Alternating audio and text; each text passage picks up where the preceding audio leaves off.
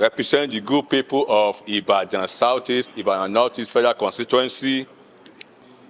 Mr. Speaker, I come under Order 8, Rule 5 of our standing order, personal explanation.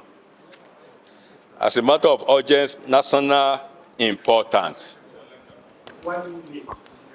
of a man This particular motion is referred to who's so important to us in our nation and passed on during our recess.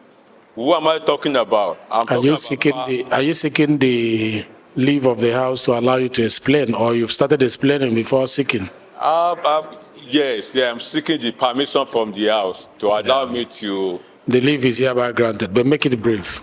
Okay. I also moved for the House to suspend our relevant rules to enable me to move this. No, we are not suspending any rule. It's public. It's a personal explanation. Once they are given the floor to explain, you just go ahead and explain. Okay. There's no rule to be suspended. Go ahead. You are protected, my brother. Thank you, Mr. Speaker.